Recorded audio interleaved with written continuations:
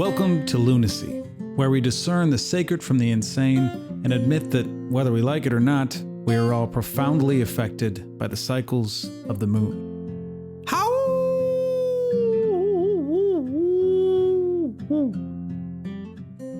Today on the podcast, I'm going to take a deep dive into two of my favorite topics, greed and love. Now, I typically come from kind of a Buddhist perspective on this, but I don't consider myself a Buddhist. I don't consider myself an ist of any kind or an Ian. I think, frankly, that's where people get into trouble. You know what I mean? There's an implication there that there's some level of understanding that a group of people think that is right beyond some other group of people. And, well, I just really don't think any of us knows what the fuck is going on here. So I don't subscribe to any sort of isms, if you will. I think people who do, or think that they've got it all figured out, are worth questioning. For my own beliefs, because we're all composed of atoms and sound waves, and even right now as you're listening to this, you're understanding it because someone back in time invented language and words to express concepts so that you and I could understand in a different way what's going on, so that we could compartmentalize life and say, well, this is an orange and that's an apple.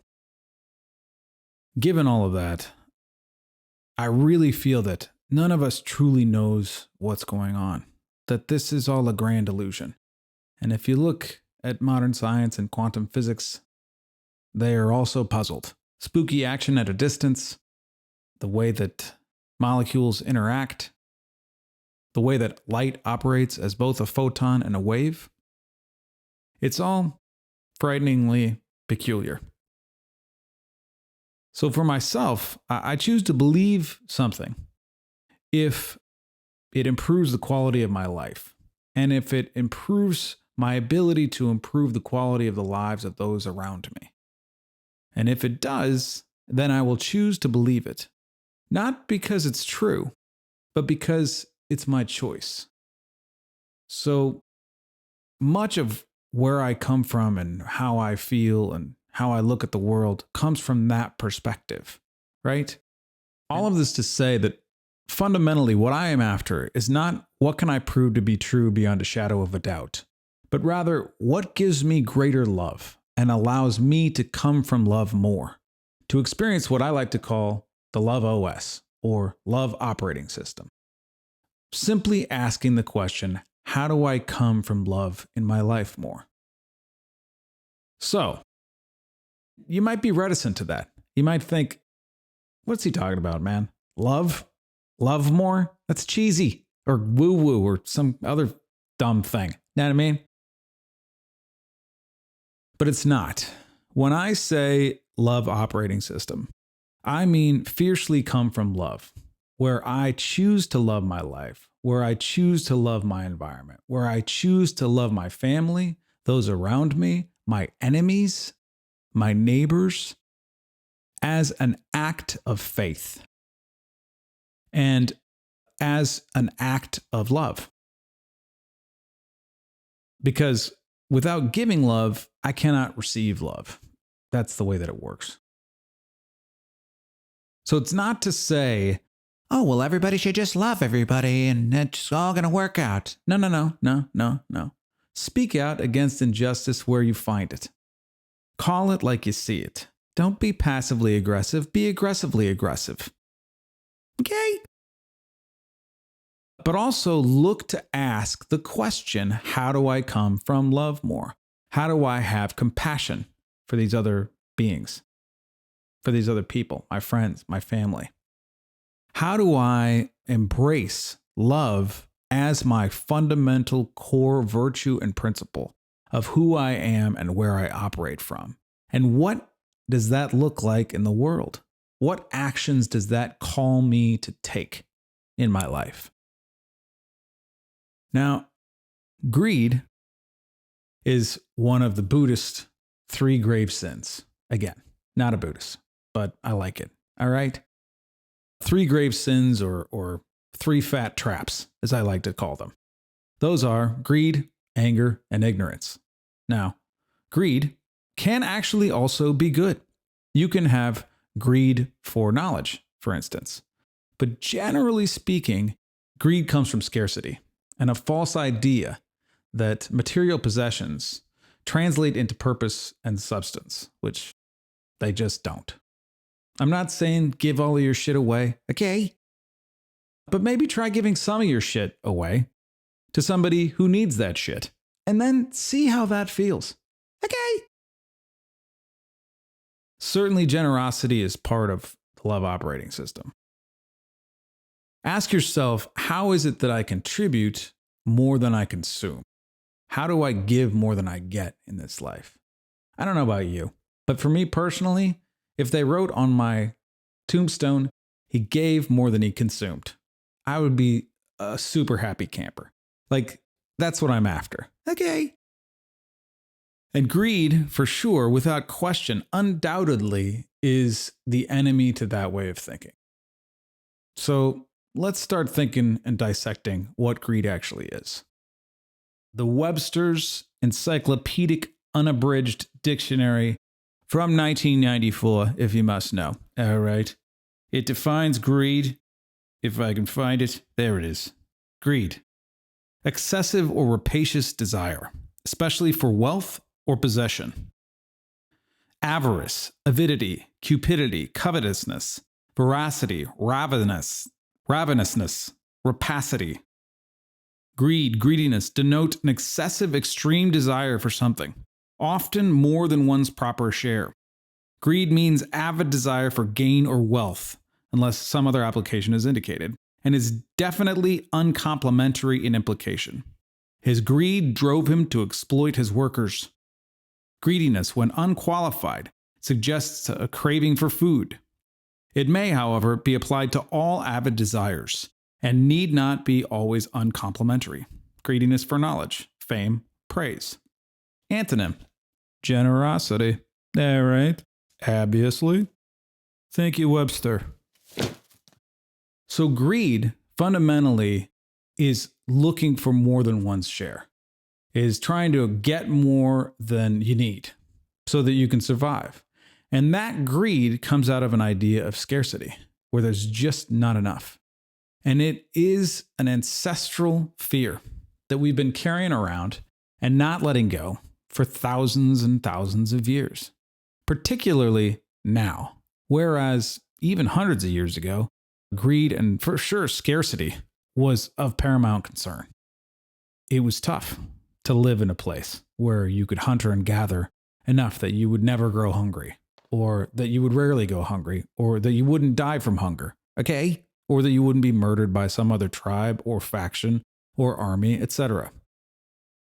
Scarcity in this day and age is just a completely different animal. Scarcity, the idea that there is not enough in our modern culture where there is so much and we have so much abundance, and there are grocery stores and Best Buys and Costco's all over the place.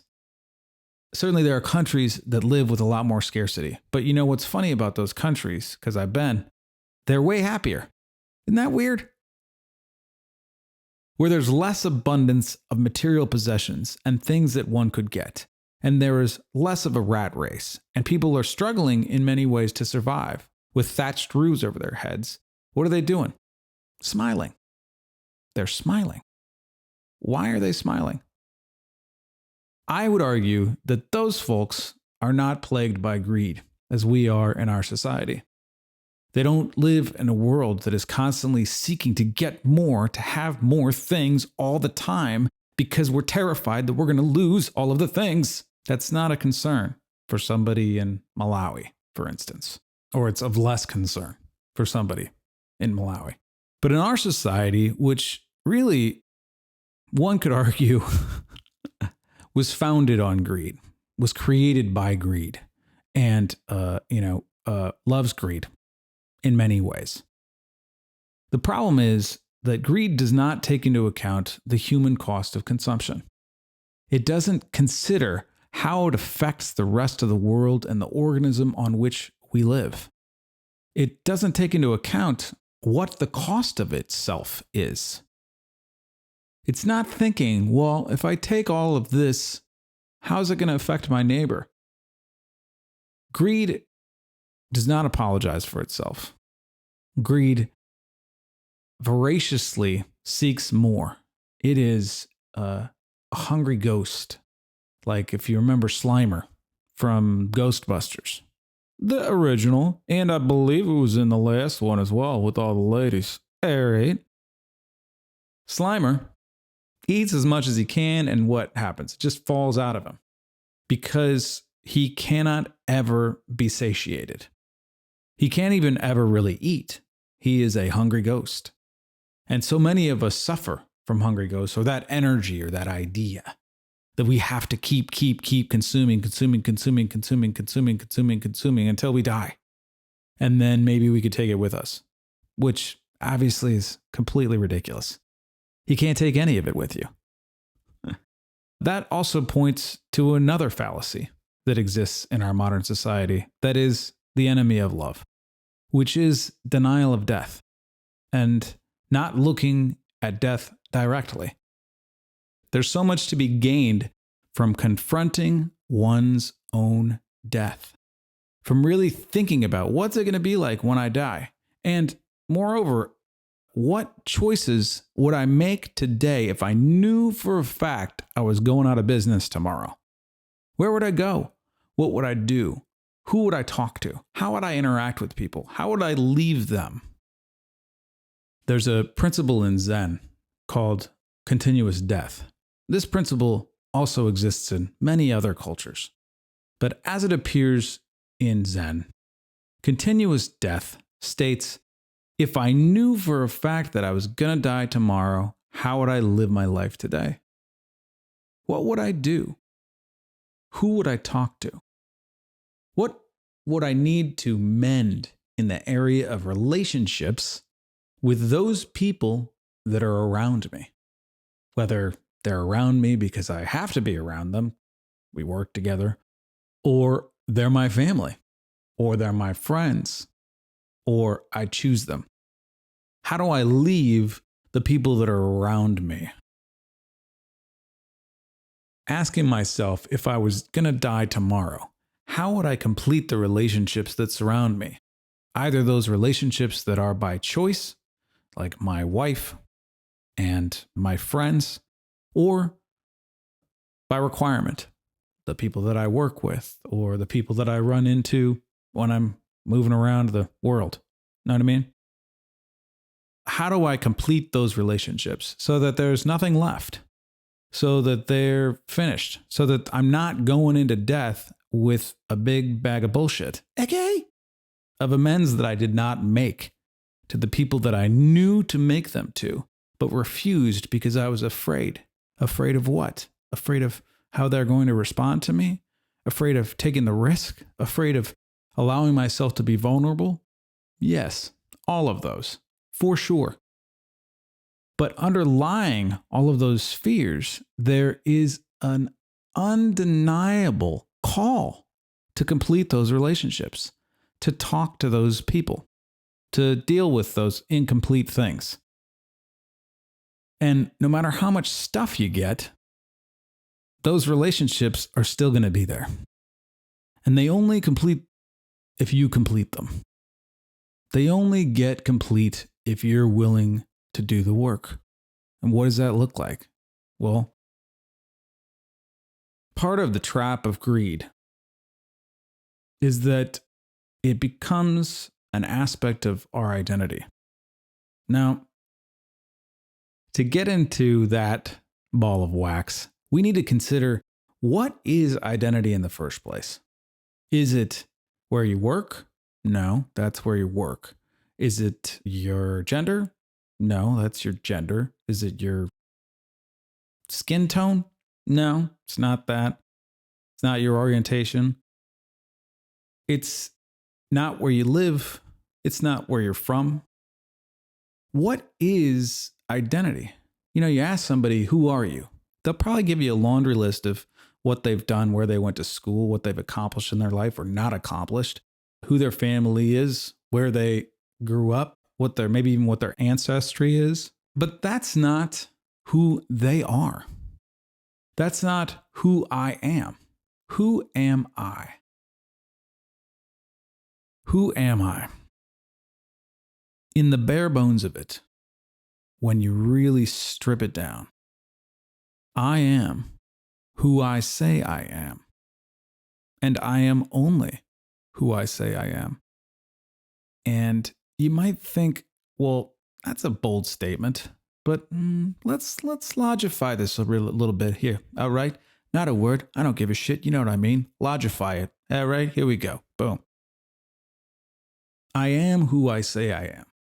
So I can make, choices and declarations about who I am and take a stand for who I am. Like for me personally, I am love. I am love for all mankind. I am an optimist. I believe in the power of people to transform their relationships with each other, with themselves, and with the planet. That's who I am because I say that's who I am. I'm also lazy sometimes, okay? I'm also hot-tempered occasionally when I don't deal with the anger of life and being alive in a healthy manner. I'll snap, I'll say something I don't mean to somebody I know, probably my wife. I am also the voice inside my head that tells me I am not those things. So the more that I think to myself, I'm not enough, I don't belong here, I'm not making it happen, I'm not living up to my own dreams, then that's who I am. If I say to myself in my mind, I am a loser or I am inadequate, then that's who I am as well. That's the funny thing about identity. It's not just who I say I am, it's who I think I am, because we think in words, and identity is a language concept. So I think in words. If I think I'm a loser, then I'm a loser. If I think that I am love, then I am love. Ram Dass, his mantra and the mantra of his guru, his teacher, is I am loving awareness. I am loving awareness. I am loving awareness. He sat all day long thinking that over and over again. Guess what? That guy was loving awareness. Listen to him. Watch some video of him. Get a sense of that man, and you'll see the love that emanates from him. So identity, who am I? I am who I say I am. I am not my possessions and how much stuff I have. I am not the car I drive. I am not the house I live in, though I love the house I live in and I love my car. Because I choose to love them. I am my commitments, and I am my actions, the results of what I produce. I am this podcast. I am this voice. But greed is the enemy to all of that, because greed operates under the principle that we have to get more than we need, because our ego, our identity, comes from a place of scarcity, and it always does. It never fails. The ego is fundamentally created when we decide that it's to kill off all other options, is the original meaning of decide. When we decide that there is something wrong here in this world. At some point in our childhood, we created our identity with three fundamental decisions. Number one, there is something wrong here. Number two, I am not enough. Number three, I do not belong here. Ask yourself, when was the first time that I really said to myself, there is something wrong here? Like, there's something really, really wrong here. Ask yourself, when was the first time that I said to myself, I am not enough? Ask yourself, when was the first time that I really said, I do not belong here? Those three answers are the cornerstone of our identity. Our identity comes from those three answers. If you look at a child, And if you look at an animal, they automatically come from love. You can see. There's no question about it. Find a happy baby anywhere, okay? Take a look at it for a while. If you don't start to feel love from and for this baby, you should check yourself in somewhere, okay? Call the hotline. It's undeniable. Jesus, Buddha, a lot of mystics have said, basically, be like a child to attain enlightenment, to enter heaven. Be like a child. Come from love. Be fascinated and curious about your environment. Don't have decided everything already while you're experiencing this vast miracle in front of your eyes. Those questions give us our reality. They create who we are. I'm not enough. There's something wrong here. I don't belong here. Those statements, those beliefs separate us off from source, from the love that you see in the eyes of the baby, or the love that you see in the eyes of your dog, or your cat, or the deer, or the horse, or pretty much, I don't know, most animals, all right, are operating on that frequency of love, even predators.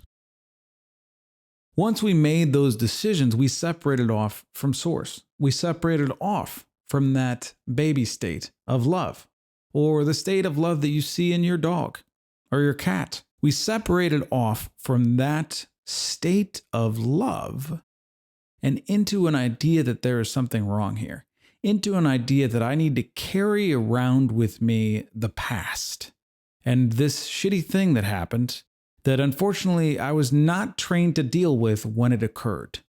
No one said to me, kid, at some point, you're going to decide for yourself, you're going to say, shit, there's something fucking wrong here. Know what I mean? Terribly, terribly wrong here. All right. And you know what? I'm not enough. I'm insufficient. All right. To the task, whatever the task is. And by golly, I don't belong here. You know, nobody said that's going to happen to you. And when it does, you want to peer through that delusion and recognize it for what it is.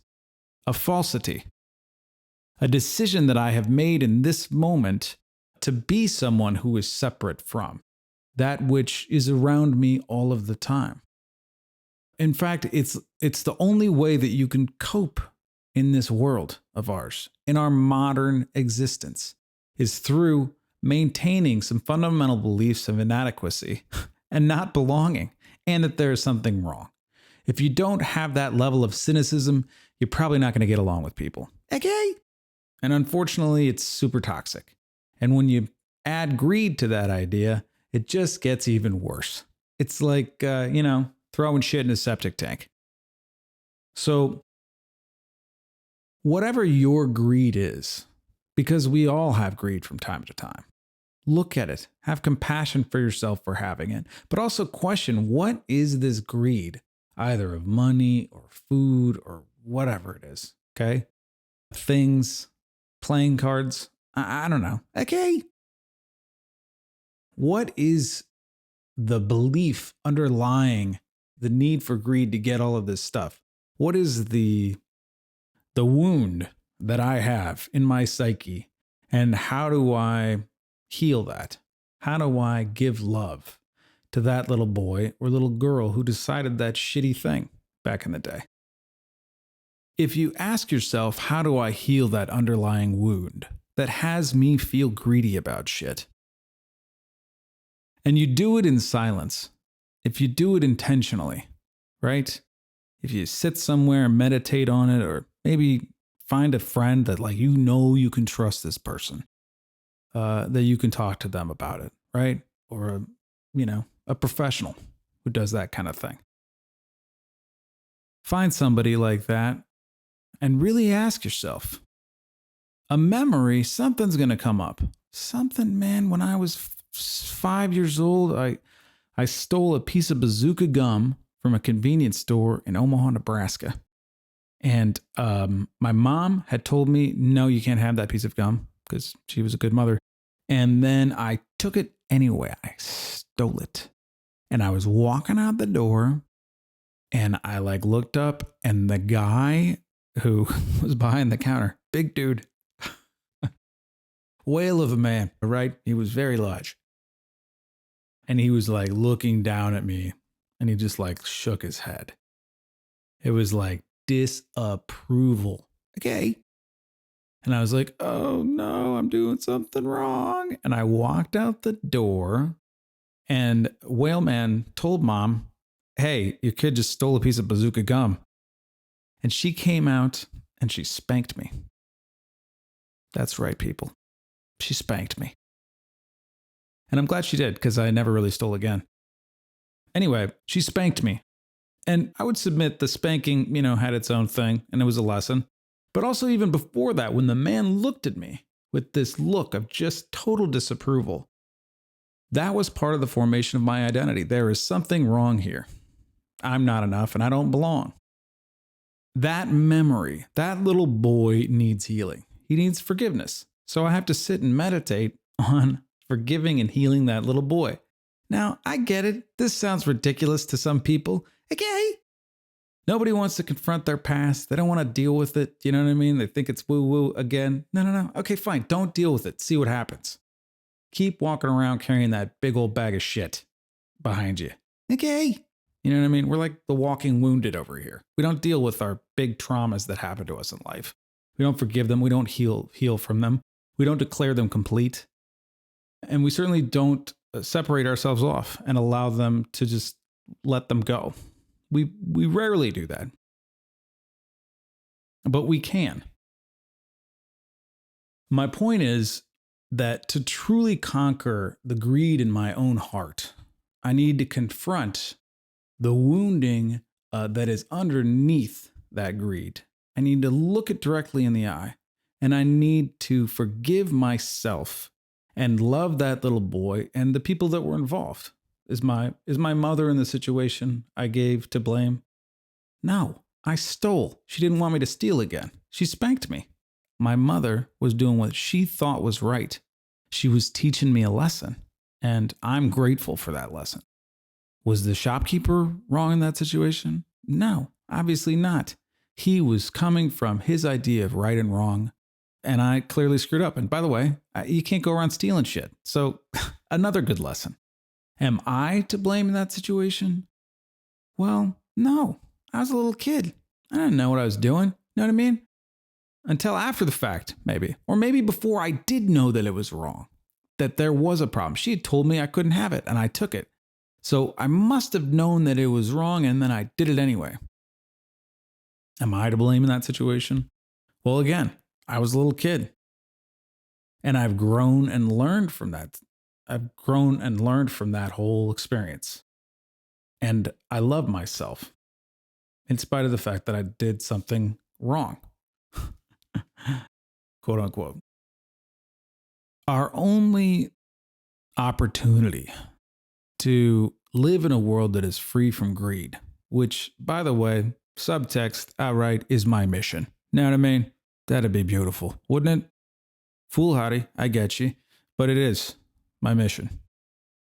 If we really want to live in a world free from greed, then we have to forgive ourselves and heal the wounds that got us to be greedy in the first place. And seek to live in harmony with ourselves, our fellow humans, and nature because we choose that. The only cure for greed is love. The only cure for greed is love. And love is an abundant resource. It is the great untapped gold mine of existence. It is the one thing that we just have so much of in this world, and yet we don't give it, we don't experience it, we don't allow ourselves to feel it, we don't offer it to others, either through words and actions or contributions that we know that we have to make, that we could make. We rob the world of our love.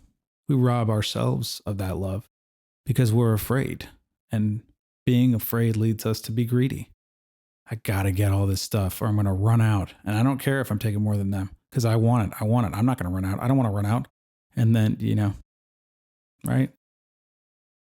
The new awakening that, as I see it, is happening right now, right here in this generation with this group of people at this time in history is the realization, the knowledge that I can come from love all the time, and that I can live in harmony with nature, myself, my fellow man, and that all of us can have abundance together if we truly take responsibility for who we are and heal the wounds that we have and embrace the great joy of serving others and love as our operating system. If you enjoyed the podcast, please rate us on Apple Music. This is Lunacy.